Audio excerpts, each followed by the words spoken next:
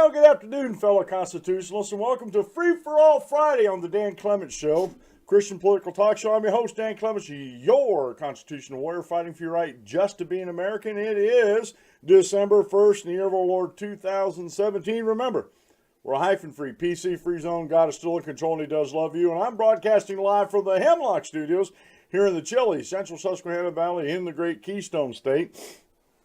A little update on everything that's going on here around the house. Hopefully tomorrow, late tomorrow morning, I will have my new furnace totally hooked up. Vent pipes, water to it, a leak check, all the thermostats. I had to run 2 thermostats to it. Actually, I'll eventually have to run 3, but I cannot take the wood stove offline until we get the propane here and start heating, and then that's just a matter of maybe an hour's worth of work of draining, maybe 2 hours draining and hooking up and extending the thermostat over to the new control box. And I'll eventually, when I get it all hooked up, I am going to take a picture of the whole thing and show you folks. I'll be putting it on Instagram and Facebook, and I'll have it here for the show on YouTube, just to show you, you know, what I've been going through down the basement to get this new furnace hooked up. So I'm excited about that. I'm excited about, you know, ending that project there, because that's the last big project I have planned for myself this year, other than the reworking of the office. And basically what's going to happen, I purchased over the summer a set of legs, adjustable legs for my standing desk. Right now, my pallet desk is static and stationary, and I had to build, I took some 2x3s and built a chair. It looks like a lifeguard chair, the height of it and everything, but it's not comfortable. It is actually, if I sit on it too long, my body starts to hurt. So what I'm doing, I didn't know I could just buy the legs. I bought a set of mechanical legs that'll raise and lower the desk up. And so that's my next project, is I'm cleaning the office out, not completely, but just, you know, redding up the office, getting rid of stuff, packing some stuff up to the attic that I don't use all the time, like some of my lesser used electronic parts, stuff like that. And then I'll be able to move the desk out. I have to take a Saturday to do that. Like Friday, I'll clean the whole desk off, unhook every computer on the desk, all 3 of them, and get the legs put on it, cut the pallets off of it, and then just hopefully everything will hopefully everything will go as planned. Like I said, get the new legs underneath it, and then I'll be able to use I have an oversized office chair that I had when I was dispatching, very comfortable. Excuse me. Very, very comfortable, but I haven't used it. You know, I used it a little bit after I got laid off from dispatch, and I haven't used it since I built my standing desk. And so I want to get using that again, because then that'll allow me to work a few extra hours in the office. I'll be able to start maybe a little bit earlier, so I'm not fatiguing myself, because I'll be able to use the chair later on, and I'll be able to work later on in the day, which that means I'll be able to do more research. I'll be able to put more videos out.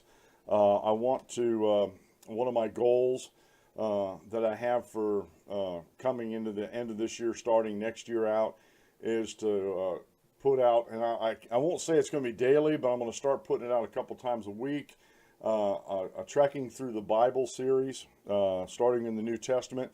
And what I'm going to do with that is I'm going to go through and do key subjects like baptism, salvation, repentance, sin, adultery, all, you know, the things that Jesus Christ talked about throughout his ministry.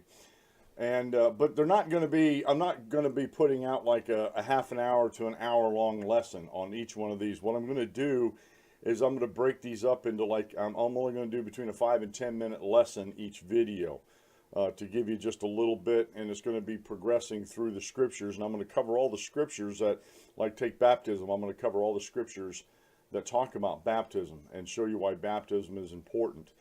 Some of the Bible studies that I'm going through myself now is a series called the Kingdom series. You know, how the Church of Christ is the kingdom of Christ, and how important it is, you know, because the apostles and Jesus went about preaching about the kingdom. So it's important to understand those terms there. And the other one, I can't remember the title of it. I'm just starting to get into it now. but it's about the kingship of Jesus Christ.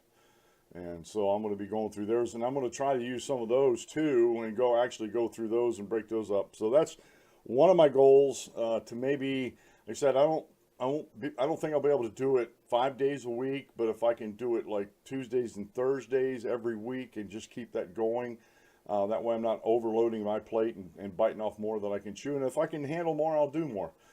But then I'm going to start really getting into the video editing. I'm going to start editing out parts of my show and putting them out in 10-15 minute increments as individual videos, because I've been finding that people are more apt to watch something that's 15 minutes or less on the internet, and I can reference back to the full show if they want to see the the whole entirety of the show. So I'll be really getting into that. And like I said, right now the way my office is set up and the way the chair that I'm actually in right now isn't conducive for me doing long hours in the office with my fibromyalgia. So I'm hoping to get that this Saturday. I'm working on the I'm going to finish today and tomorrow. I'm going to finish up the furnace. Next Saturday I plan on working on the office and the desk and getting everything cleaned up again in here, rearranged and set up, so when I sit down, I'll actually be sitting down. You'll see a little bit lower perspective of the office, which is okay.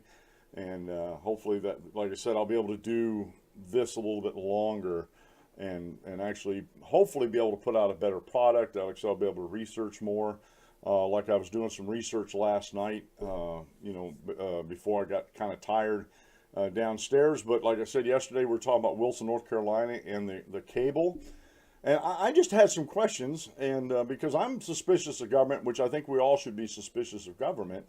And I just wondered how they actually financed this, and I actually did some research, and it was a positive thing, I think. And I think communities should do more of this. And I think before the federal government went through the progressive era in the early 1900s, I think the country was actually on a more sustainable path as far as electric power grid, as far as telephone, and now internet. And I honestly believe, after reading what Wilson, North Carolina did, I honestly believe now that I think if politicians, community, county, whatever politicians want businesses to come to their counties, they need to follow the Wilson, North Carolina model, and they need to, honestly, Comcast seems to be the big baddie in this whole conversation. Thank God I don't have Comcast. I have a regional cable internet provider called Service Electric Cable Television, and they have TV, cable, and VoIP over. They have what they call the triple pack or the tri-pack, where they put out. They were actually, Service Electric Cable, it was actually the first cable TV company in the nation. And I got a history lesson when I worked for them. I was working for subcontractors, helping them rebuild their systems after they laid all their fiber optic cables back in the mid-90s. I had to take a year off from driving truck because became diabetic and my sugar was way out of control. And so I worked a year for them, and got a history lesson and education on fiber optics. I do know that the cables that they laid, out for the, to get cable TV out in the country, out to like Snydertown and through Sunbury and all their service area, that fiber optic, they're using a fraction of what could be used in that pipeline. And so, they could, like I said on yesterday's show, Service Electric wanted, they could just get out of the, as far as providing content business, and just offer the infrastructure and rent out the infrastructure. And they literally, I don't know how many they could, and if somebody knows that answer, I haven't really researched it that much, but if somebody knows that answer, let me know. And you can send an email by just going to the danclementshow.com and click on the contact button right below the header, and it'll take you to an email page. You can email me through that, and it comes right into my inbox. I read all my emails so far, because I don't get a lot of them yet. But if you know what how much that fiber optic cable that the cable companies use, how much traffic can actually go down through there. I imagine it's quite a bit. I really do. I imagine it's quite a bit. So, you know, I'll get into some of that research on Wilson, North Carolina when we get started on the show here. And I was pleasantly surprised at how they did that. And I think they went about it the right way. And the city council had the backing of the community, and they pretty much, you know, took care of the whole county. But yesterday yesterday's show, first off, I want to thank everybody that was watching it and actually watched it afterwards.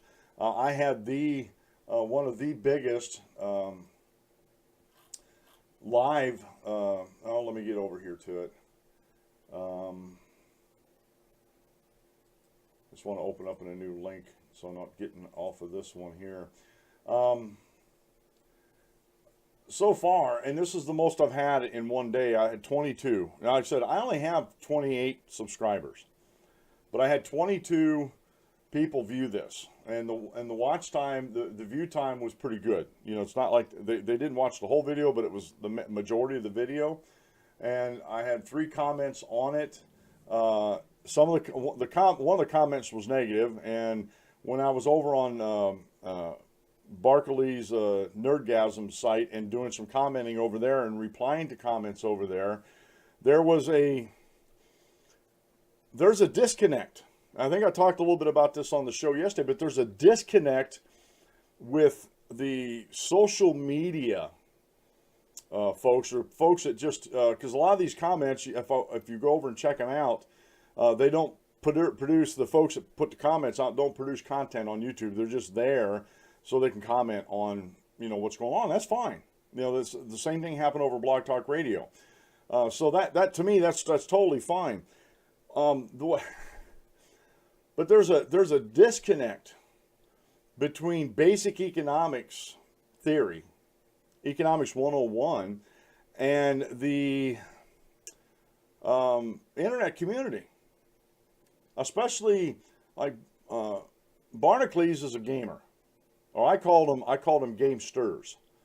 And I was asked by one of the, you know, I think it was a little impertinent, but I was asked by one of them, what decade were you born in? And so I answered him. I says, I was born in the early 60s, and I was on, I was using the internet back when it was only military, and that was way before, and I don't know how old they were, but I just put the comment in there anyway to be kind of cheeky. I said that, you know, I was on the internet when it was still just a military type thing, before you were a twinkle in your mom's eye, you know, and it's almost like, and you know, I got this with the Boy Scouts, but I'm 55 years old, all right, pushing 56. I'll be 56 next April. And because of my age, a lot of the millennial generation assume I have no clue about the internet. That I have no clue about what's going on out here on the internet. And that I'm just new to the internet. I'm trying to get caught up. And yesterday I did misspeak about, I said I was only 6 months on the internet yesterday. I meant to say I was only 6 months producing. I've been on YouTube for years now, you know, watching videos. But I've only been on roughly 6 months producing videos on YouTube. I actually have, where is it? Let's go over to my video manager here. I've actually produced 332 videos in that 6 months, which I don't know if that's good or bad. It's probably a little bit low compared to other YouTubers out there. But I'm not new to the internet. I was texting. I can't remember exactly. It was green screen. There were Trash 80, Texas Instruments. You know, the hard drives were like, you know, 500 and some megabytes. You know, they weren't anything, and you had to use floppy disks and everything to do a lot of your work on there. But I could actually text to the supply guys I was in Scotland, Holy Loch, Scotland. I could text on the computer to supply guys over in Charleston. Like if I had an expedited order or something like that, I could go down and use they had a couple computers for divisional supply guys. And before I got out of the Navy, I was working in supply in M Division, which was the engineering, where we did the engines and stuff like that. And so I could go down there and I could communicate with them. Now, it wasn't fast. And all it was a black screen with green letters on it. You know, if you've ever watched some of the old TV shows about computers and stuff like that, you'll see those. Very basic, but, you know, that was back in 1983, 84.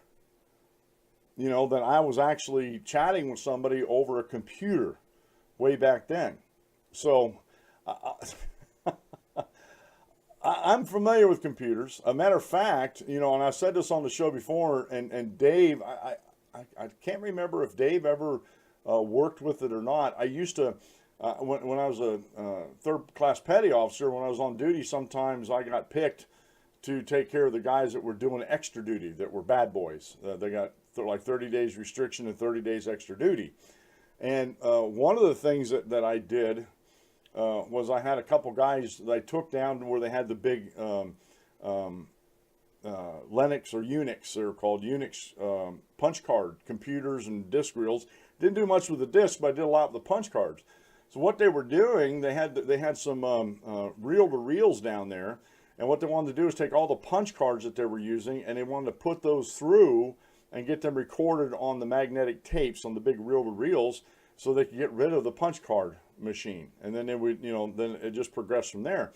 So basically, the two guys I had on extra duty had one guy just taking boxes of these punch cards, these big vanilla, you know, they were like 12 inches by 4 inches, and they had all these holes punched in them. And they were putting a stack of them in a feeder.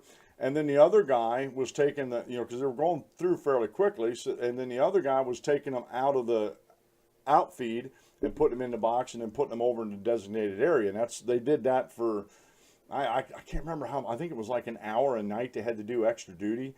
So they were doing that and doing that and doing that. And we finished, I'm pretty sure we finished that up in like a month that we got that done, because it seemed like, you know, that every time I was on duty, when I wasn't down on watch, that, you know, I had to stay on the ship.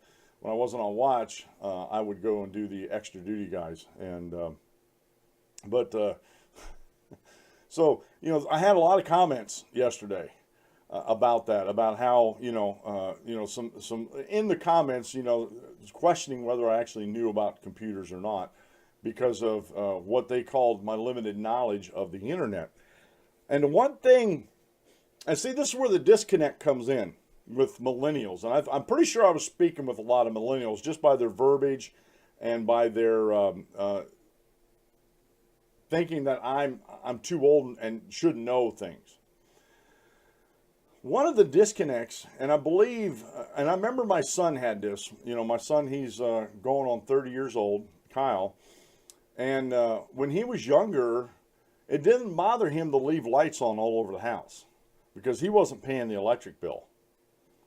And he really never thought about where the electricity came from. You just plug into a wall and voila, you have electricity, right?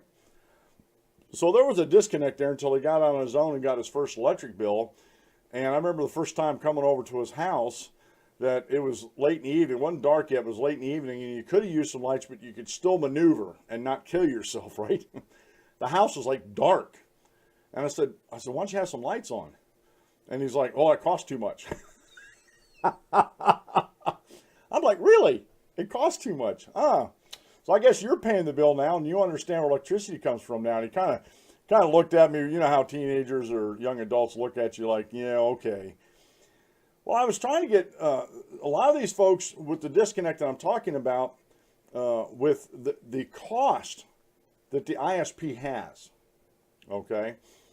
I couldn't get them to recognize that you have technicians that you have to employ. You don't just call somebody in when you have a problem. You have people there monitoring things and hopefully looking out for problems, maybe seeing some symptoms of a problem coming up and they can take care of it. You have to maintain, if you have an ISP, you have a server farm on there at your ISP, those have to be maintained. They have to be cleaned, they have to be maintained, the programs have to be upgraded, issues have to be taken care of. So I couldn't get anybody to acknowledge that you have this expense. Plus you have the building that you house the servers in. That's an expense too. That has to be figured into your cost for the cable or for the internet. You have electricity costs. And this is the big one. This was the biggest disconnect in the comments that I had yesterday, was about electricity costs. And a couple of guys said, well, they're negligible. And I said, obviously, you've never had to run a server farm. Because like I said, I was doing cable for the cable company. And after they got the fiber optics out, they were starting to deploy the cable, the internet cable. And honestly, I was on dial-up for the longest time. And I think for the next couple of years, I think till 97 or 98, I was still on dial-up, because even though they had the everything structured, they didn't have everything ready to deploy. And once they did, I think it was like 97, 98, I was one of the first. As soon as they said that they could get high-speed, broadband cable internet, I was like, hook me up, because I was tired of dial-up. And boy, it was nice. It was nice to get on there. And I was in some gaming groups. I used to play a game called Tribes. I don't know if that might be showing my age too, but it was nice that these younger guys that had a better hand-eye coordination or acuity were beating me up on dial-up. But as soon as I got a cable modem, I was faster on the game than they were. They were having to buffer and stuff like that. So I became I was like the #1 player. And Tribes is like a capture the flag game. It was really cool. But anyway, and then that changed when all these other younger folks started getting cable internet. And, and then, I was finding I was spending too much time gaming, so I stopped. But like I said, I'm not new to the system, and I've had cable internet at my house ever since it was available in my area in the mid to late 90s. But the biggest thing when I was talking to these guys about, they were putting the infrastructure in for the ISPs and everything that they had there, for the people to hook up to the internet. And it started off just in a big room in this building up on the hill in Sunbury. And I know they've since moved because they have a new building and operations and everything. But servers eat a lot of electricity. I mean, even the best, the most economic as far as, electricity usage, when there's heavy cable internet usage, more servers have to automatically come online to handle that. Now, these guys were talking about, well, it's just routers. No, it's not just routers. It is not just routers at an ISP. It isn't. A lot of, like our ISP, they have to have email servers there because I use their email for my personal and family email. So they have to have servers there for that. Plus there's other things that they do that they have to have servers for. And that cost, even the routers, even the commercial routers, use a lot more electricity than I have a small one over here, a D-Link, or I used to have Buffalo routers. Both of them, yeah, those alone by themselves don't use a lot of power, but you're not talking about a router that'll handle a couple computers in a house. You're talking about routers that literally handle thousands or tens of thousands of people. I don't know how many people that service electric. It's a pretty big area. I don't know how big an area they do, and they have a couple different divisions in Service Electric that handle different areas.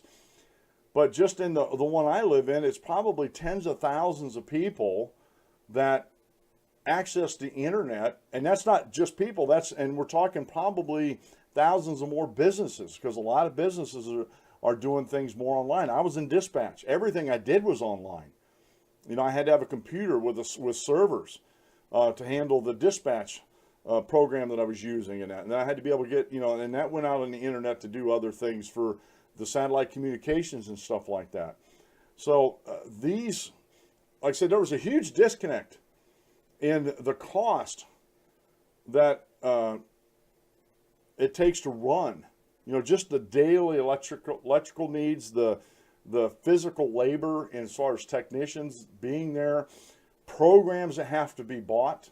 If you don't write your own programs, those have to be upgraded and maintained, and there's a cost to that. There's an infrastructure cost as far as maintaining the infrastructure throughout the area, hooking people up, disconnecting people.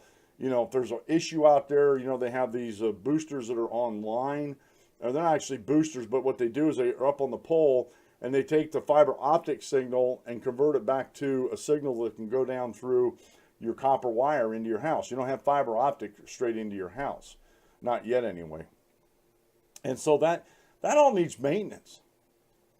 And so and this one guy said, well, it's only like, the cost to to put out a gigabit of information is like a penny.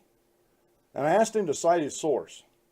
And I get so frustrated about this, and Dave sort of sent me an email this morning, and it sort of calmed me down a little bit.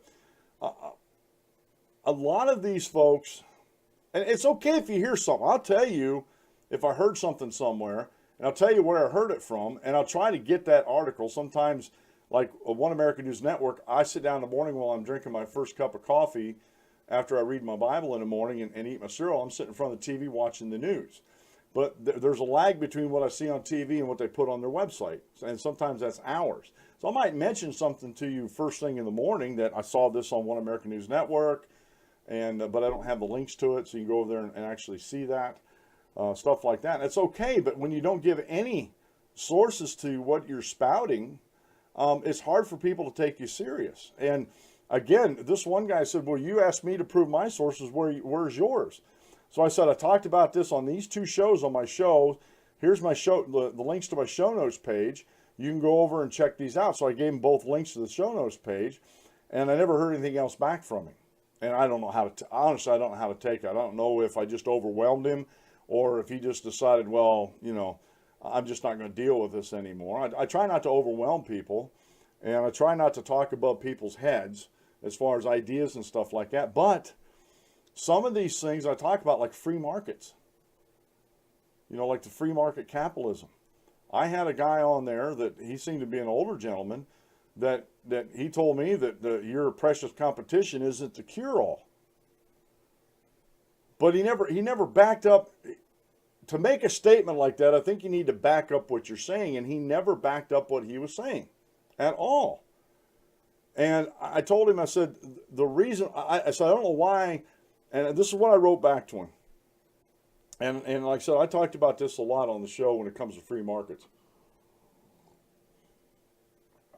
I said, why, in every other aspect of your life, when you go to purchase something, do you practice free market principles and the idea of competition in every other aspect of your shopping life? And I went to I expounded on that. And I said, I have 4 sources, local sources that are within 15, at the most 20 minutes of each other. Oh, I should say 5 because we have a Walmart Supercenter I get groceries at too. I have 5 sources I can go get groceries at. And I know my wife shops around all of them, and she knows where to get the best deals on certain things. And she's always on the lookout for other things to say if one store, it's not like she drives all over these places. What she does is she remembers these from the last time she went shopping. And if she felt like the price was a little higher at one, and she knows she's going to the other, she's going to check the prices there. And if it's lower there, she'll get it at that first place. If not, my wife usually goes to 2 main stores, Aldi's and the Wise Market for our groceries. We also can go to Giant if we need to, especially like if we're coming back down out of Bloomsburg, there's a Giant on the way home in Danville, so we'll stop there. Plus, we'll go to Surplus Outlet, and we get their canned goods, they're dented cans. It doesn't matter, doesn't affect the quality of it. We stay away from the box stuff. And but they have really good fresh vegetables and fresh meats and frozen meats and frozen vegetables. And a really good price, really good price. So we shop around. I said, so we're actually using the competitive spirit between these stores to get the best deal that we want. And I went on to explain in the comment, I said, when you go to buy gas, do you always buy gas at the same place? Or do you shop around? You might be able to get it. I have, let's see, I go to A+, I go to Turkey Hill, and I'll use Sheets. Now, Turkey Hill Sheets, I have a card that gets me automatically 3 cents off a gallon. But if I shop there enough, like coffee or buy milk, and usually at the convenience stores, that's about the only 2 things I get. if I let the points accrue, I'll get up to 5 cents off per gallon when I purchase gasoline. Now, and A Plus Mini Mark works a little bit different. I'll earn more points faster there. So we'll shop around. If I have 10, you know, and especially with Wises. Now, Wises has gas. Now, if my wife spends enough money there, the last time I bought gas at Wises, we had 40 cents off a gallon. A gasoline, that's a pretty, you know, from $2.75 a gallon, you know, if my math is right, $2.35 a gallon, that's a pretty good savings when you're putting 15 gallons in your vehicle. So we shop around. You know, we shop around for the best prices. And how do these places get their best prices? Because they're competing for your business. People have this idea that corporations and businesses are evil. They're just out to stick it to the man, stick it to the consumer, and get as much profit they can without any regards to consumer satisfaction or anything. And that's just not the case. Like I said, this idea comes from folks like Bernie Sanders, the progressive Democrats in this country, and millennials who have grown up in our public and university systems that were never taught about true economics. We're never taught about the free markets. There was always taught that the free markets are evil. The government has to regulate everything, and this is where I believe a lot of this with these millennials are coming from, and the generation behind me, or maybe 2 generations behind me. These ideas are coming from that because they've never been taught anything. And when you put out these ideas and you back them up with proof, like I did with this guy, I said every day, you know, you shop for a car, don't you shop for the best price? When you shop for tires for your car, don't you call around and try to find the best price for the tires for your car? You know, the gasoline you put in it, the food you put on your table, the table you buy, the furniture you put in your house, the house you bought, the clothes you put on your back. I mean, every day, every single day, we make choices, and they're competing choices. Am I going to have a PB&J today, or am I going to have a ham sandwich today? And that affects, those choices there affects your shopping needs that you have on a weekly basis or a monthly basis, whatever it is. These simple choices that you make in life. Which cell phone to buy? Which computer to buy? Which monitor to buy? Which TV to buy? What movies are you going to watch? All of that is absolutely all these purchases are free market decisions that you are making using the competition model that between these rival places. You know, do I want to buy a video on Amazon now and have it in my library? Or do I want to wait till I can rent it just to watch it, see if I want to purchase it? Or do I really want to wait until it comes out on like Hulu or Netflix on their movies? And that's usually months. Do I want to wait that long? These are all decisions that we make. You know, do I want to watch the movie on Hulu or do I want to watch it on Netflix? Every day we make these decisions. Every day. And this is where the disconnect comes from. They do this unconsciously every day. But when it comes to big issues like this, they have been taught that big corporations are the problem, that free markets never work. As a matter of fact, some folks are taught, in my generation anyway, were taught that free markets are what caused the Great Depression. And that's absolutely not the truth. If you go back and actually research that and look at that, the Great Depression was caused by government interference. And it continued longer than it should have because of more government interference to try to correct the problem that they created to begin with. So there is a huge disconnect out there, and I guess that's one of the things I need to work on. I need to work on correcting this disconnect that's going on out there between millennials and my generation. And you know, I try not to. And look. It was pointed out to me yesterday that my spelling's not the best. And I told my buddy Dave I'm going to have to start writing these words down and put them on a paper in front of me. So when I say them, I want to spell them to you, I'll get the spelling right. Okay? Because, you know, that reflects on me. And I'm only human. I make mistakes. And hopefully you're gracious enough to pardon me for some of those mistakes that I do make like that. And my buddy Dave, he was ribbing me a little bit about it, but in good fun. But but in another sense, he was totally serious about it, and he's absolutely correct. So but I try to explain things in a way that everybody can understand them. And I've studied enough about these things, about economics. I'm not an economic scholar, by no means measure or anything, but I do understand the basics of human interaction. Mises, his thesis, his the greatest work that he did was on human interaction, in the economy. And I've only read excerpts from it. It's very heady. It's more for, I think, PhD economists to read. But I do understand in some of the basic principles he was trying to get out on his thesis about human interaction in the economy. And I have read some of Hayek's books, some of Hazlitt's books. I'm getting into, I've been reading articles on Murray Rothbard, on Leonard Reed over at fee.org. I've shared with you, I did a whole program, I think it was just a podcast as far as on YouTube. I did a whole program on iPencil. And if you want to understand, and this is for the younger folks that are listening to the show and actually watch the show later on, if you want to understand basic economics, just Google iPencil.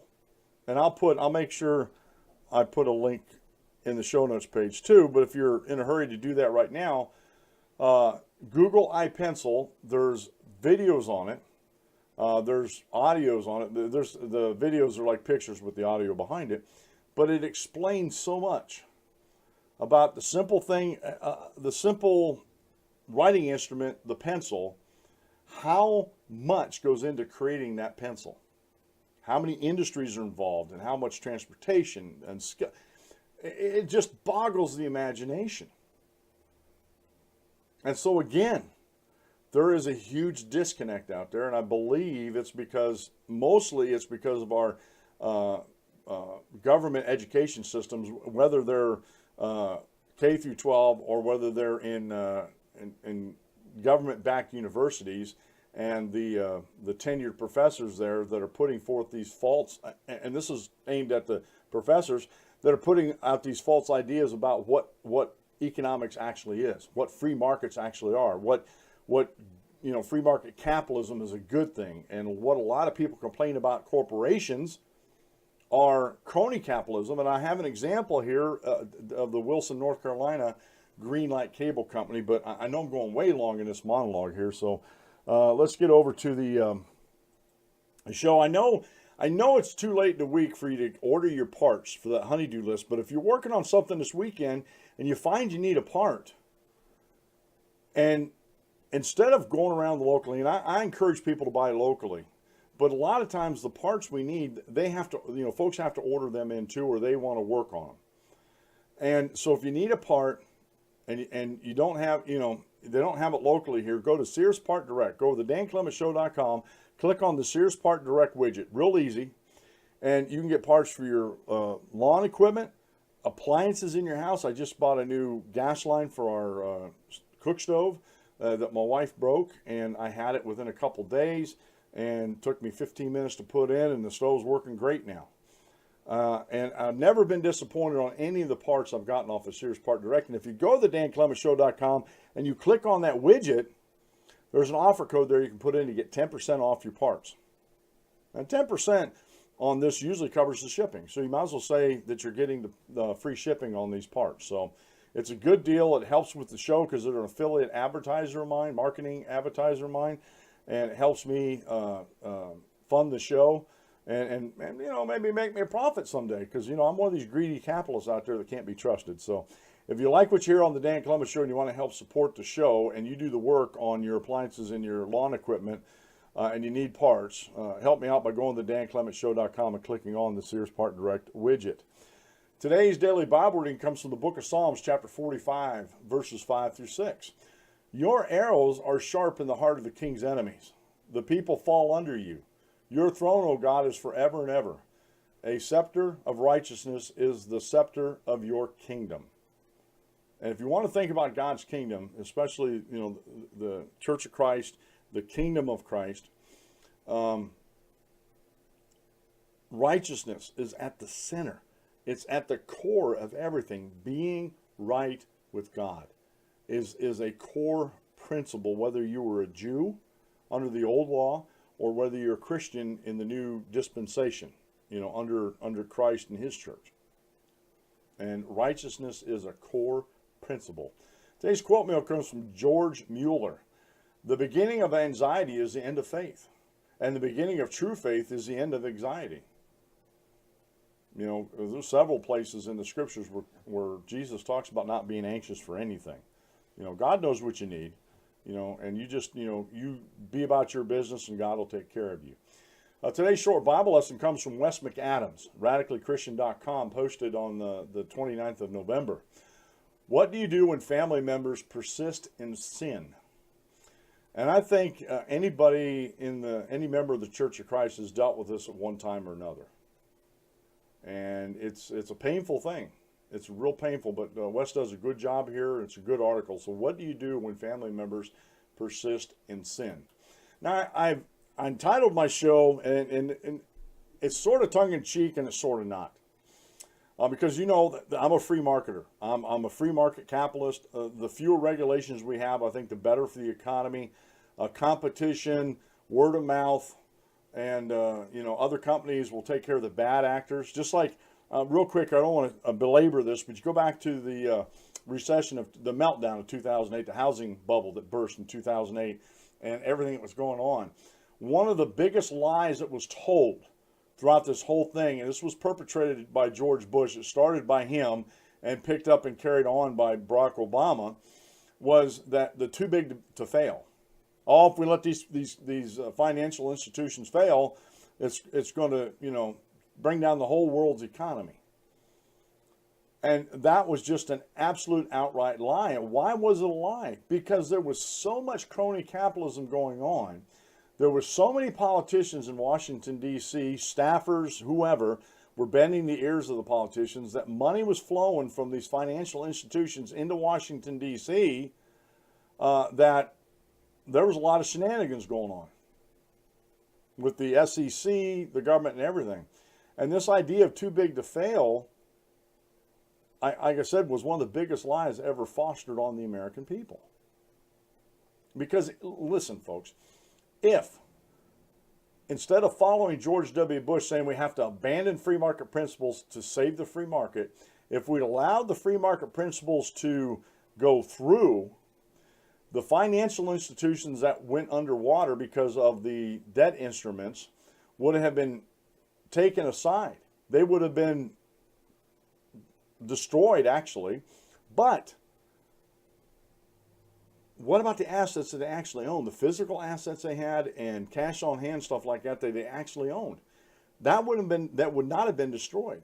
And those customers that needed that service, there was other folks that didn't get caught up in all this garbage that were doing the same thing as the ones that were, and they could have picked up the slack. Now, would it have taken a couple months? Yeah. Would the recession might have dipped a little deeper? We don't know. We don't know. But the free market clears out the garbage, clears out the bad actors. And when government steps in and doesn't allow that natural process to occur, then we have a recession that's lasted, over 8 years. So please, somebody tell me how the government intervention actually saved anything, actually did the benefit that they said. GM and Chrysler, they would have had to go now. And the funny thing is, even if these, and I say they would have been destroyed, most of these financial institutions would have had to go through what they call bankruptcy and liquidate. And that's the proper way to do things. GM and Chrysler the same way. Oh, we're in trouble. Why were they in trouble? Because of their lucrative pension promises to past generations of union workers that excuse me, I got frog in my throat today and I can't get it out. Anyway, and they still had these obligations because they had these undefined pension plans that they owed money on. Now, what would have happened if they'd have went through bankruptcy? And this is something I talked about years ago. If they would have went through proper bankruptcy, it would have cleared out all the bad garbage. And I'm not saying that the companies would not have survived. They may have both survived, but they'd have went through and a bankruptcy judge would have sat down and this has happened in the past, would have possibly turned those undefined pensions and had all that money reinvested into defined pension funds. And that way, whatever the money was in there, that's what the folks were going to get. Some of the union contracts, some of the lucrative things in the union contracts, which were totally, in my opinion, some of them were totally ridiculous, might have had to be rewritten for them to come out of bankruptcy and to be a company. But even if they didn't, even if they liquidated and said, we just can't do this anymore, they had parts and materials, they had buildings, assembly plants, warehouses, all this kind of stuff. That stuff just doesn't disappear. Other auto manufacturers would have bought that up, just like Honda was buying up some of GM's, like their brake pad plants, I think in Ohio around Cincinnati. They bought one of those, and they bought a couple other plants off of GM. Chrysler sold some that one of the other ones bought, like Nissan or Toyota or something like that. So there was assets that they had that another automotive company could have came in and quickly retooled, like an assembly line or something like that, or just reprogrammed it to work on their cars.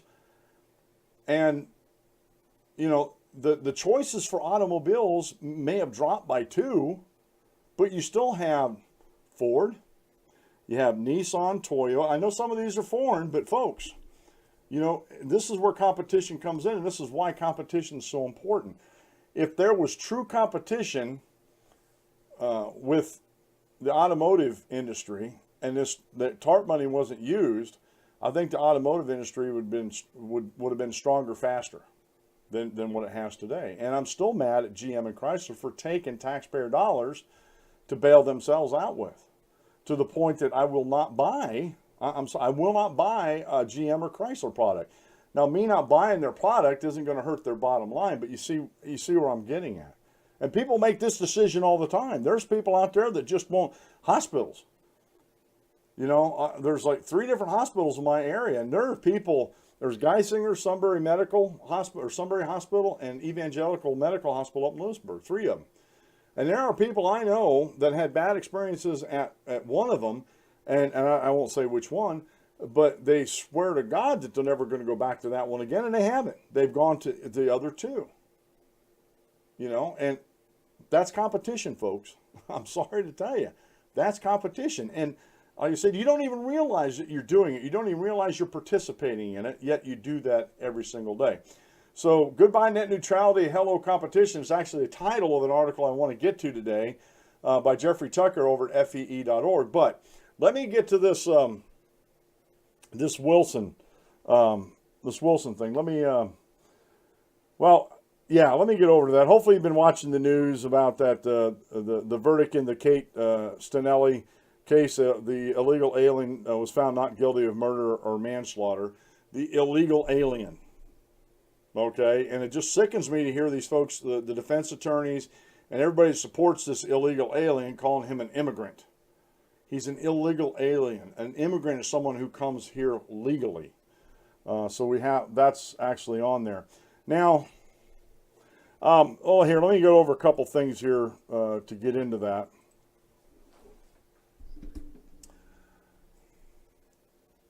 This is just to show, folks, that I have been going through the March 2012, the March 12, 2015 report and order to remand declaratory ruling and order over the internet.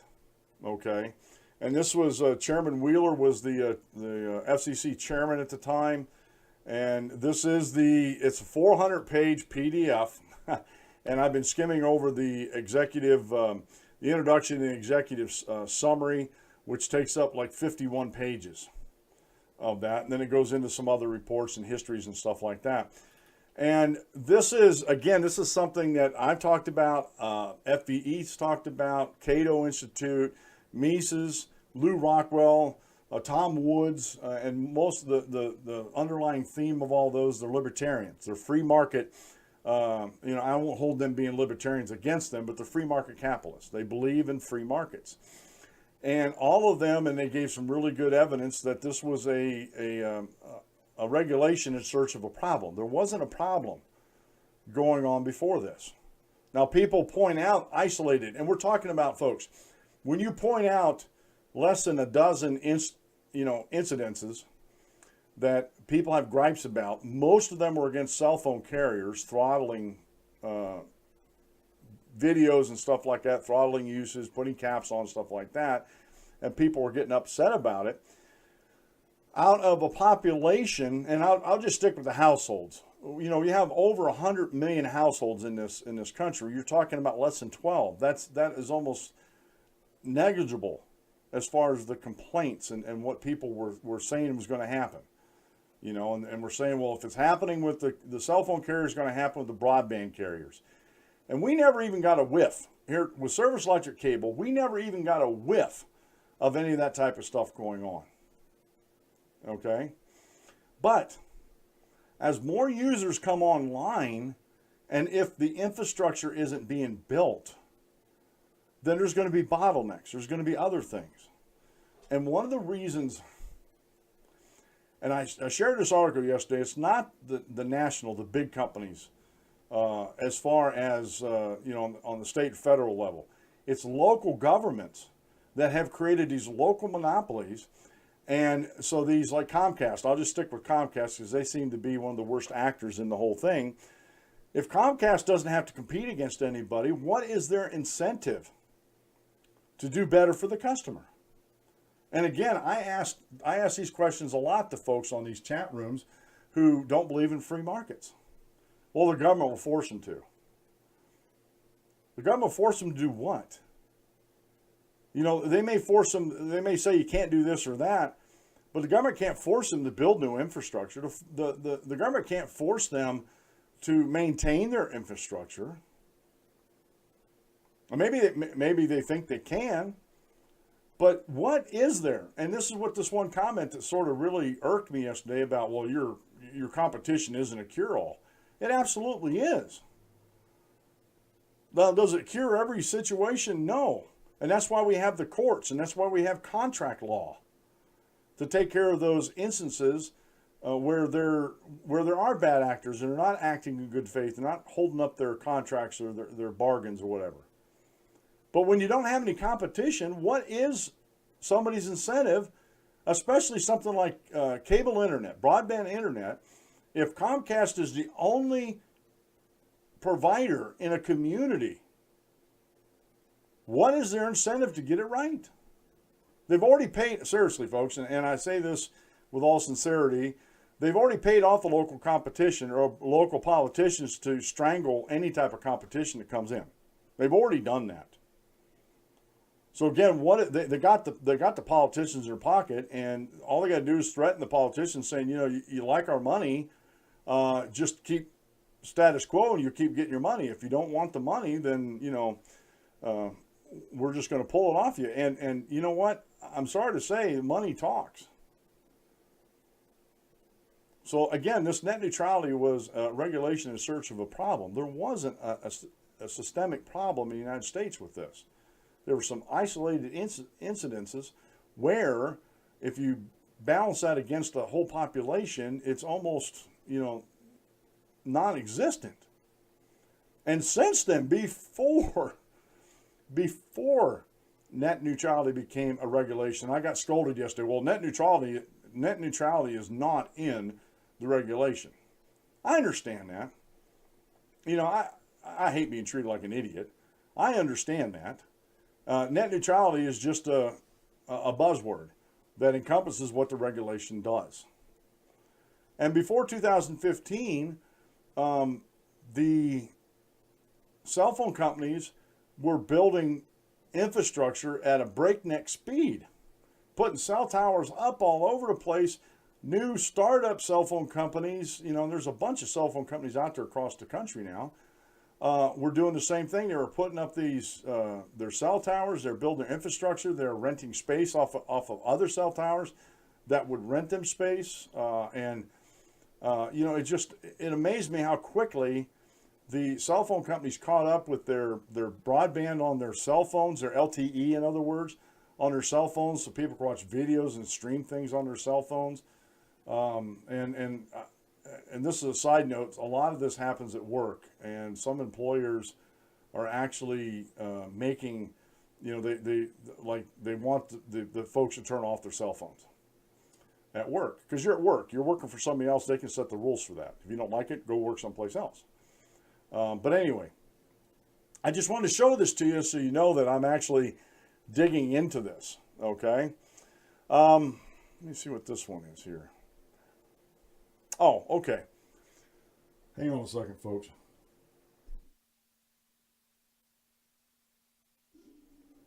Get another drink of coffee here.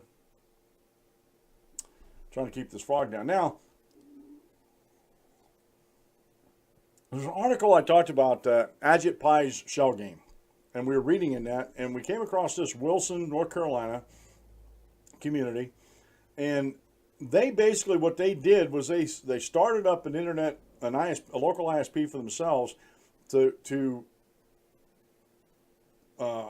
supply high-speed fiber optic internet to their, not only to the residents, but to businesses. And they went so far, I was reading other articles here, they went so far as when Verizon took them to court and got, what they were doing is they were expanding beyond the county and going into other counties. And one of the reasons why they're doing this, there's this big operation. It was a farm, had like 300 some employees, and it was right across the county line. So they put, it was, I'm pretty sure it's all gigabit fiber optic they're putting out to these businesses and that. And AT&T went to court and got a court ruling saying they couldn't do that. Now, this is where people conflate capitalism with crony capitalism.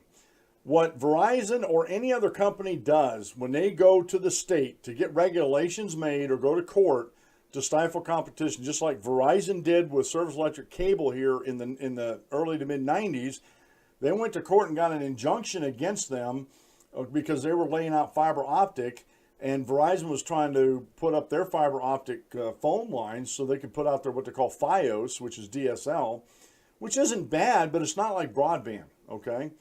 And got it to where Service Electric wasn't able to bring it online until the late 90s, like when I got it.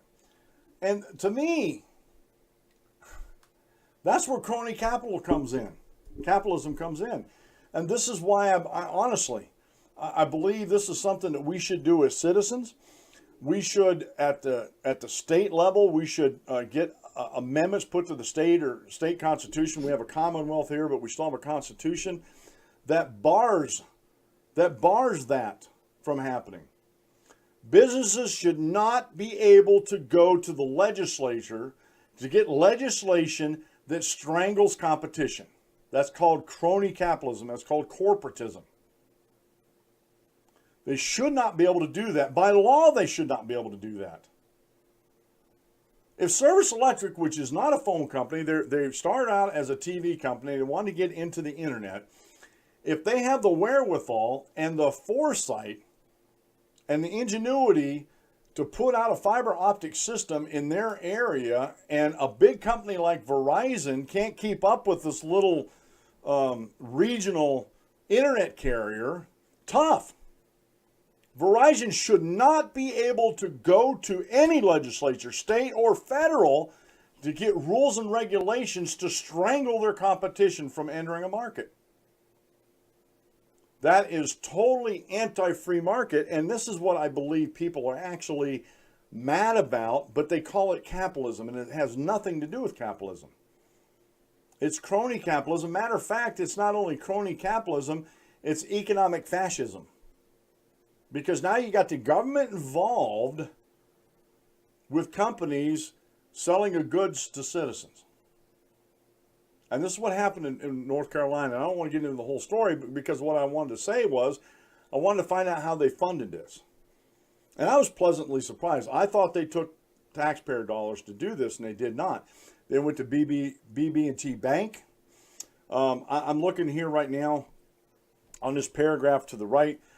The City Council would unanimously on November 16, 2006, with one council member absent, to finance the construction of an FTTH network using certificates of participation, a financial instrument akin to a revenue bond. Under COPs, the network itself is the collateral, and taxpayers are not obligated to cover potential losses. Wilson issued $15.7 million in COPs in 2007 and $13.5 million in 2008. Both rounds were for a term of 15 years. Interest rates varied from 3.25 to 5.2%, which isn't bad. Okay, the network was expected to break even within 12 years, and the entire debt would be repaid within 15. The COPs specifically specify that taxpayers could be liable only if Greenlight's revenues are insufficient to pay for its costs. In that case, some form of tax increase or utility rate increase could be used to make up the shortfall. Regardless, the network has not missed any debt payments and has been funded by subscriber revenues, not taxpayer revenues.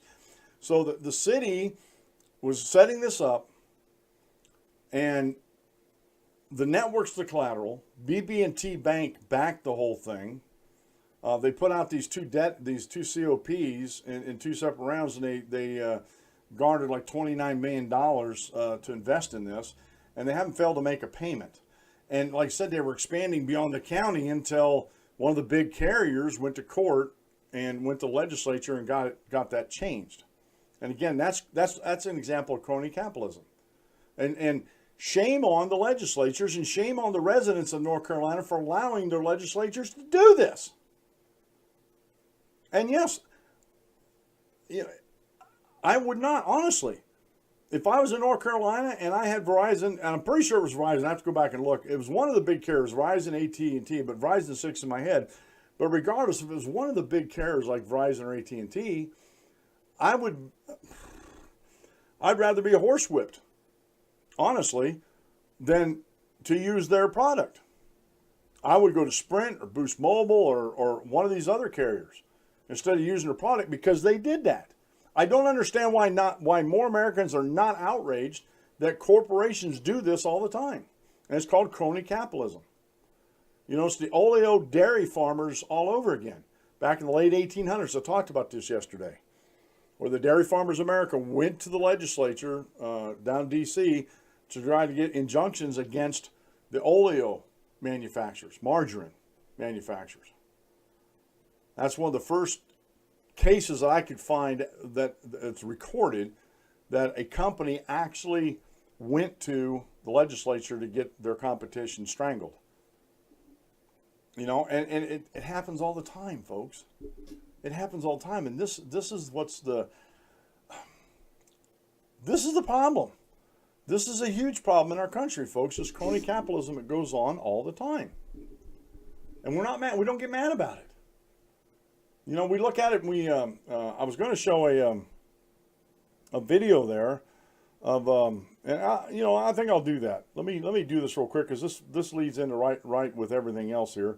Let me get this set up here.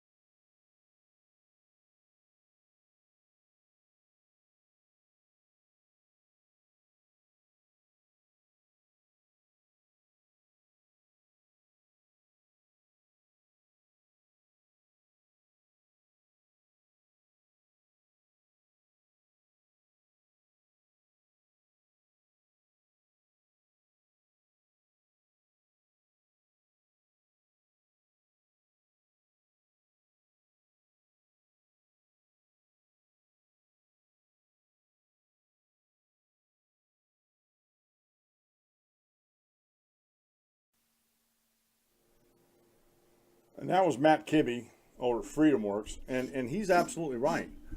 You know, people misunderstand what socialism is, they misunderstand what fascism is, they misunderstand what communism is or Marxism, and they don't understand what freedom is, what free markets actually are.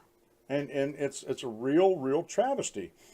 Now, I want to get into, before the show gets in, I'm already over an hour into the show. On my show notes page, I have an article by David Hudnall over at Indie Week, what's standing between rural North Carolina and a reliable internet service. And it's basically crony capitalism. That's in a nutshell, folks. Net neutrality.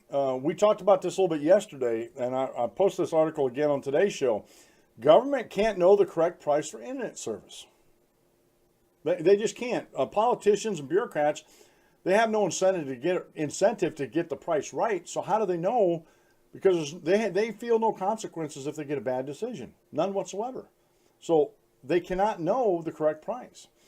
And the two articles I want to get into today really is net neutrality is about government controlling the internet, and goodbye net neutrality, hello competition. And the final one, and this is another report that you really should go over and look at, Community Network leads North Carolina to fast infrastructure, internet future, to fast internet future by a gentleman named Christopher over at the Institute for Local Self-Reliance. And this was posted back on December 5th, 2012.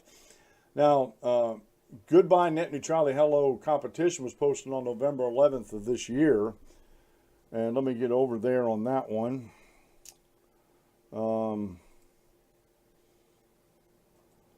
Give me just a second here.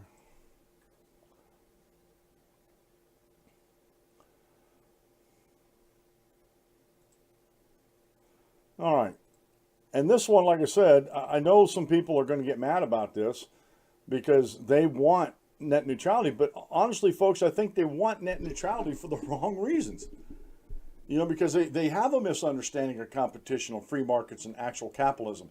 They don't see these bad actors like Comcast and Verizon and AT&T. They don't see them as bad actors, even though they're not acting in good faith when they go to the legislatures and stifle the competition through legislation instead of actually competing with them. So Jeffrey Tucker here says, goodbye net neutrality, hello competition. At long last, the end of net neutrality, At long last, with the end of net neutrality, competition could soon come to the industry that delivers internet services to you.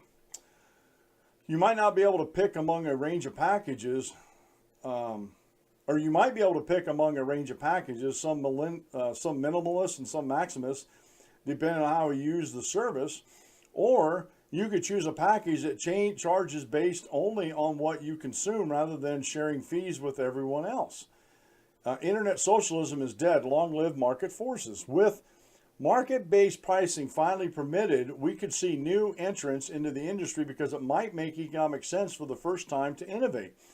The growing competition will lead over the long run to innovation and falling prices. Consumers will find themselves in the driver's seat rather than crawling and begging for services and paying whatever the provider demands. And let me stop the reading here. For the past couple of years, that's exactly what's happened. There has been no innovation. There has been no new people into the markets. The Comcasts of the world have strangleholds on local municipalities. And that's why I brought up the issue of Microsoft researching. Actually, they have some deployed, and from what I found out, they're working fairly well. Broadband internet speeds over unused TV signals. That would be a game changer. That really would be a game changer out there. Because then what would these local Comcast monopolies do if people just started bypassing them and went with Microsoft's equipment?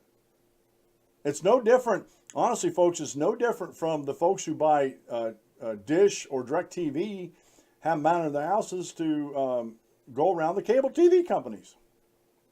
No different. And to me, that's competition. And I know some people, I think they're foolish, but I know people that float back and forth between satellite and their cable TV because of deals that are offered and stuff like that. And you know, maybe they're not foolish. I don't know.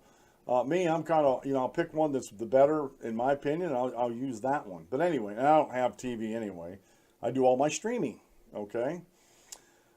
Ajit Pai, chairman of the FCC, is actually right. Under my proposal, the federal government will stop micromanaging the internet. Instead, the FCC would simply require internet service providers to be transparent about their practices so that consumers can buy the service plans that's best for them.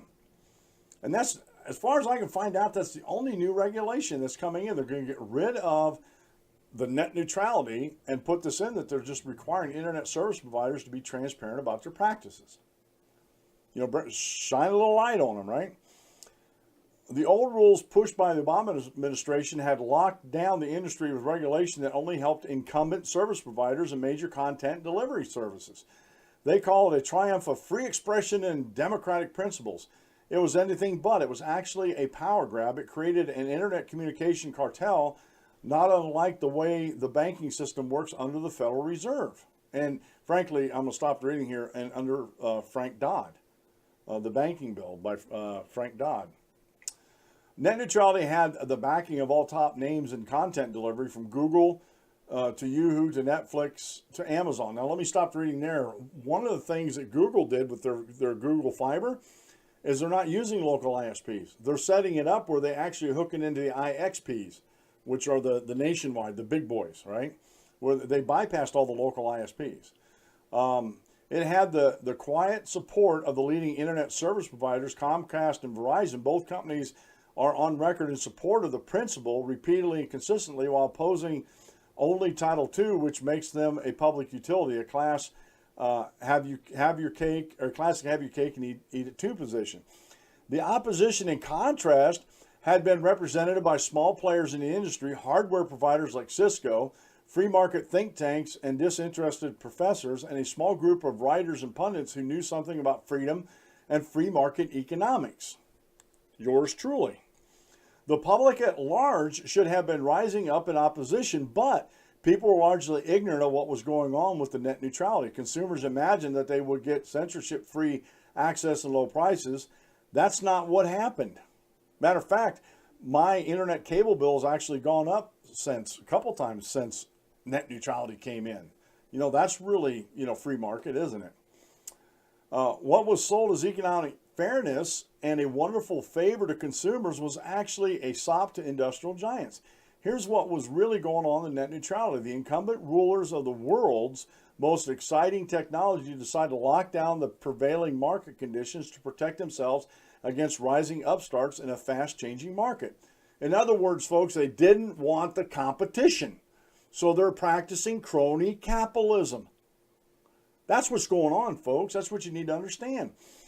The imposition of a rule against throttling content or using the market price system to allocate bandwidth resources protects against innovations that would disrupt the status quo.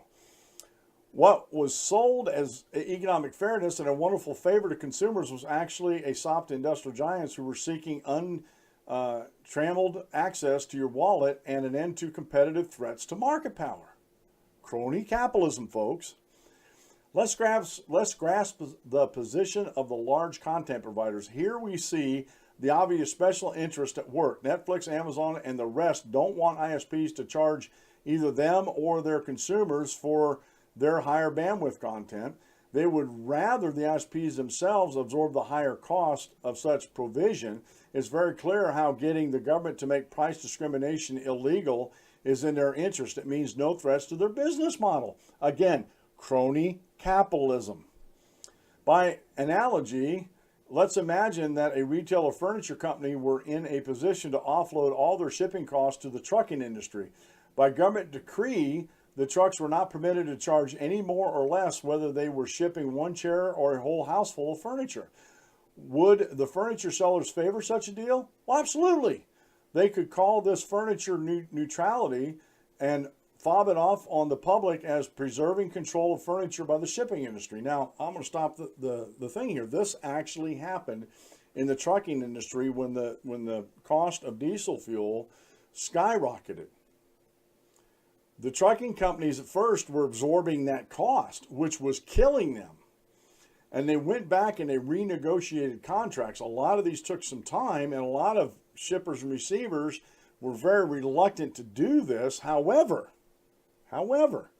competition forced them to do this because some of the shippers, and usually the freight costs are either bared by the shipper or the receiver or a little bit of both, depending on the contract they have with each other. And then we make, as trucking companies who haul, common carriers who haul the freight, we are either contracted with the shipper to ship their goods out to their customers, or we're contracted by what we call a receiver, the end's good user or distributor, to haul products into their place, and it could be either or.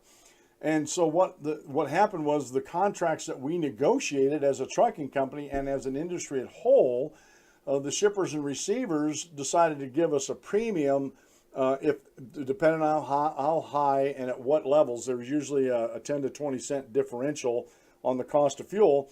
If it went up so much this higher, they got I can't remember the exact name for it, but it was a premium to offset the cost of fuel. But there were some big shippers and big companies out there that didn't want to participate in that. But what happened was, and especially in the trucking industry actually brought this about, was if we're gonna haul things, we're gonna haul for the companies that are helping us absorb this cost increase that was not due to anything we did wrong or right.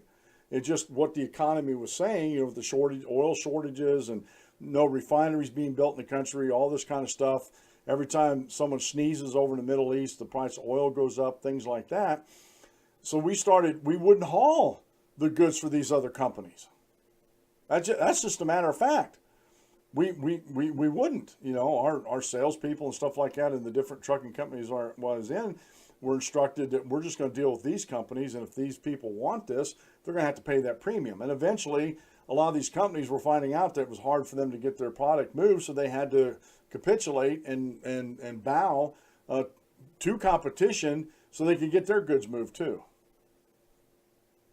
And this guy yesterday that said, well, competition isn't a cure-all. He has no clue about the free markets. As far as when someone makes a statement like that, it tells me that they don't study the free markets, that they have their head in the sand and don't want to realize what competition actually can accomplish out there. And it did that in the trucking industry. But I digress.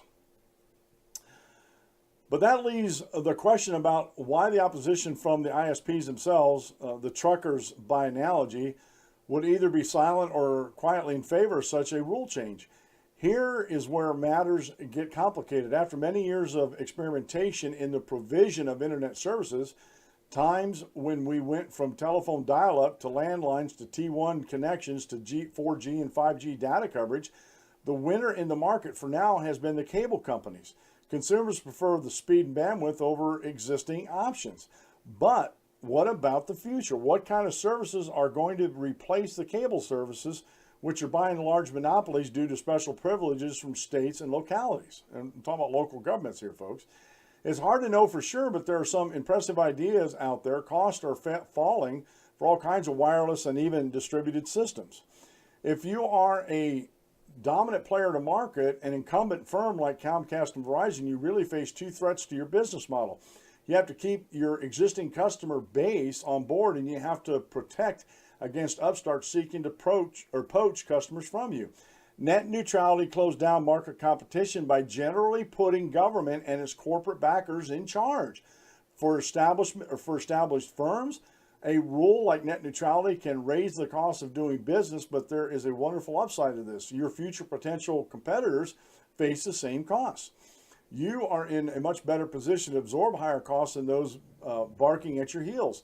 This means that you can slow down development, cool it on your investments in fiber optics, and generally rest on your laurels more. But how can you sell such a nefarious plan? You get in good with the regulators. You support the idea in general with some reservations while tweaking the legislation in your favor. You know full well that this raises the cost for new competitors. When it passes, call it a vote for the open internet that will preserve the right to communicate freely online. And again, I'm going to stop there. All these people that are pro, I'll say every one of them, but the vast majority of people that are pro net neutrality have been duped. They've absolutely been duped. And they don't even realize it. It's like the best trick that Satan ever pulled on mankind was to make mankind believe he doesn't exist. Same way here. You know, the best trick that these incumbent broadband providers have fostered on the country, that, you know, the free markets are going to be free only under regulation, and that can't happen. Regulation and free markets cannot go hand in hand. They never have, never will. I read on, but when you look closely at the effects, the reality was exactly the opposite. Net neutrality closed down market competition by generally putting government and its corporate backers in charge of deciding who can and cannot play in the market. It erected barriers to entry for upstart firms while hugely subsidizing the largest and most well-heeled content providers. So what are the costs to the rest of us? It meant no price reductions in internet service. It could mean the opposite. Your bills went up and there was very little competition. It also meant a slowing down in the pace of technological development, or due to the reduction in competition that followed the imposition of this rule. In other words, it was like all government regulation. Most of the costs were unseen and the benefits were concentrated in the hands of the ruling class, those that were there first, in other words. There was an additional threat. The FCC had reclassified the internet as a public utility. It meant a blank check for government control across the board. Think of the medical marketplace, which is now entirely owned by a non-competitive cartel of industry insiders. This was the future of the internet under the net neutrality. Good riddance then. No more government managed control of the industry. No more price fixing. No more the largest players using government power to protect their monopoly structure. We should take our deregulation where we can get it. In the short term, the shift by the FCC does not mean the immediate emergence of a free marketplace for internet service, but it is a step. If we let this experiment in liberalization run a few years, we will see massive new entrants into the sector. As with every good or service provided by market forces, consumers will gain the benefit of innovation and falling prices. The end of net neutrality is the best single deregulatory initiative yet taken by the Trump administration.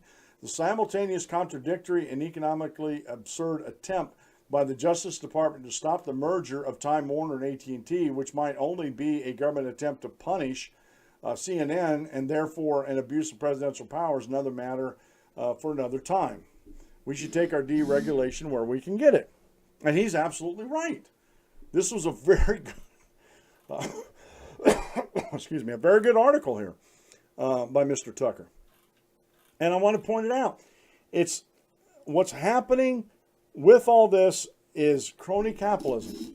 These incumbents that are already in the market are protected by government regulation from these upstarts. But the proponents, the pro net neutrality folks, have everything 180 degree out.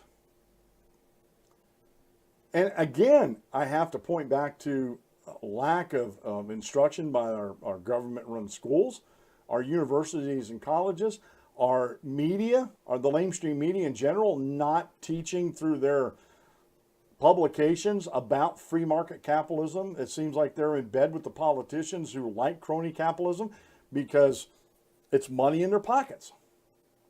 And again, I agree with Mr. Tucker here, with Jeffrey Tucker, that, and this is the funny part, we haven't had major innovations since net neutrality has been put into place. You can't point to maybe some minor stuff, but you cannot point to any major innovations in the marketplace, maybe some regional ones, since net neutrality has come in. We haven't seen any new players enter the market since net neutrality, at least not that I've been able to. If I'm wrong, I'll stand to be corrected, but not as far as my research has taken me. And we're having all sorts of innovations all the way through the 1990s and the 2000s into the second decade of the new millennia here. It just, up until 2015, and then the innovations really slowed down. That's what regulation does, folks. And these net neutrality folks, I'm sorry to say, they have it all wrong. They're believing the lie of the corporations. They're believing the lie of government regulators. I mean, my goodness, do we have, and this, I've said this a lot, folks.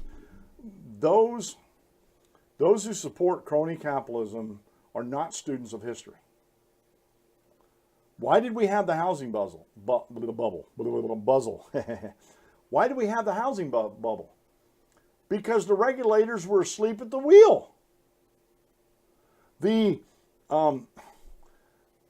credit rating agencies, Moody and Poor, and a couple other ones that were the big players up there, they were afraid if they went ahead and did their job and actually those toxic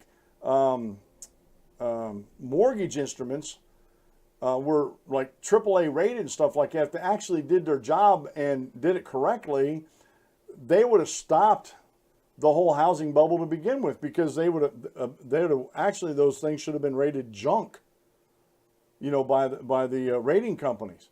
But they didn't want to anger any of these people, because they get their money from these folks because they pay for reports and stuff like that. So they don't want to lose customers. God forbid, if they tell the truth, they're going to lose a customer. Well, if that's the case, you didn't need that customer to begin with, as far as I'm concerned. You know, you have to make some choices. And what they did, they didn't fall on their sword. You know, they capitulated. They kowtowed. And that's, and we also have the SEC that just was asleep at the wheel. And if these independent rating companies would have did their job, the SEC might have actually started looking in and say, why are they rating these? They're trading so heavily, but they're rated as junk bonds. Why is that? And maybe the SEC would have got off their backsides and did their jobs. But again, I don't think a federal government agency is capable of regulating an industry like the financial industry. I don't think they are. I don't care how many regulators you put in there, they're just not capable of doing that, because they don't have a stake in it. If they get it wrong, they still have their jobs. So they don't have any skin in the game to lose. And that's why free market principles are always better, because your competitors will clear you out of the market if you're a bad actor. That if you look at it honestly, that's exactly what happens. I'm already down the end of I'm already at my hour and a half. I did want to get into this other one about net neutrality. Let me put it up here real quick. Net neutrality is about government control. And I'll just read the first couple paragraphs in it, you know, just for the sake of time. But you can see all these articles and links I have up these articles over at the danclementshow.com at the show notes page. Net neutrality is about government control in the internet. This is by Drew Armstrong, and this was posted on November 28th of this year. The fight over privacy rules passed by the Federal Communications Commission is the latest brawl between advocates of a free and largely unregulated internet and the net neutrality activists, ideologues, who see the internet as something that should be nationalized and publicly owned and regulated. In March, Congress voted 215 to 205 to eliminate the internet privacy rules passed by the FCC under former Chairman Tom Wheeler. The Senate had already voted the same way. President Trump signed the legislation into law in April. The vote in Congress was predictably condemned by ideologues opining in the Washington Post and CNN and other news outlets on how the vote entirely destroys the privacy rights on the internet. But repealing the draconian FCC privacy rules before they were set to take effect last year will not put our privacy rights in any danger at all. There are more than enough federal and state protections in place. We're fine without it, thanks. Internet privacy has been protected quite well for almost 20 years by rules from the Federal Trade Commission. When the FCC enacted the new privacy rules, the FTC opposed them as unnecessary. Surely when the FTC says no, new rules would hurt consumers and weaken consumer protections, those rules should be seriously questioned. But the FCC privacy rules, the FTC remains active in protecting consumer privacy on the internet. Again, to some politicians, there's no such thing as a bad bureaucracy, and there's no such thing as a bad regulation. And under the Obama administration, whether you like it or not, Obama and his administration and the bureaucracies that he controlled were about government control of the economy. It was economic fascism.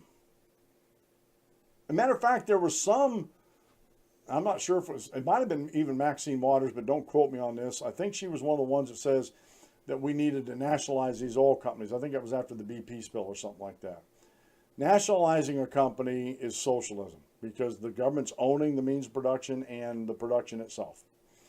What's happening here is what's called you can either name it participatory fascism or economic fascism. And we're just talking about economics. We're not talking about all the nationalism and the murdering and the genocides that go along with some of the fascism of the last century. But it can lead to that. It can lead to that. But when the government controls the industry through law, that is economic fascism. Go look up the term. And that's what the Obama administration was all about, economic fascism. Didn't matter that the FTC was protecting the privacy of people already. Why do we need a second law for that? Why do we have, I may be exaggerating here, why do we have 200 agencies that dole out welfare to people in America? Because, again, there's politicians out there that like bureaucracies because bureaucracies employ people, and a lot of times those people that go into government vote to keep government going and make government bigger, not smaller. So net neutrality was always about government control of the internet, because before 2015, the internet was like the Wild West, and even the Wild West wasn't that wild. But with regards to free, open, and competition, that's exactly how the internet was, and that's how it should have remained. And like I said, good riddance to net neutrality. I hope this month, I think it's on the 14th when they vote to repeal that and just put in place the sunshine rule. The openness, that they want the consumers to be able to see what the ISPs are doing or what the companies are doing. And so competition is going to be what saves the day on this. And President Trump knows that. Whether he knows that as a sure fact or instinctually, President Trump knows that. And he's been going, and I've been saying this for quite a while now, President Trump has been going through and getting rid of regulations under the nose of a lot of people out there because they're so consumed with either the sexual scandals in politics or lamestream media or Hollywood, or they're so consumed with the Russian collusion, which has gone on over a year now, and Mueller hasn't found anything, spent $5 million so far on investigation, and has come up, the only indictment, he come up with a couple indictments, but the one with Flynn that came down today was a Scooter Libby indictment, where Scooter Libby was convicted of lying to the FBI. And Michael Flynn the same way. He's being prosecuted for lying to the FBI, not for any Russian collusion. So, excuse me. So, in ending here, again, folks need to really go. One of the books I recommend is The Road to Serfdom. I recommend any of the works of Murray Rothbard, Hazlitt, Hayek, Mises, Tom Woods, even though he's not an economist, he's a historian, a PhD historian. He studied a lot about economics and history, very knowledgeable in that. And he has a partner, Robert, I'll have to look it up and I'll try to, they have a show that they do together called Contra Krugman, and they go through and critique the Krugman columns. Krugman is a Keynesian. I don't want to get into that. I'm going above people's heads again. But anyway, very good sources there. And if you want more, please email me at thedanclementshow.com on my contact page. Email me. I'll send you a list of everything I just said. If you like this show, give me a thumbs up or thumbs down. And please, by all means, leave a comment. Tell me I'm full of hot air, or tell me you like the show. Give me the reasons either way. And I try to answer all comments to my show and any comments to comments I make out on the internet. So I do that. Please subscribe and hit the notification button. And if you like what you hear and you want to support me, I do have a Patreon account for the show, and I also have a PayPal that you can use, and you can go over to thedanclementshow.com and do both of those.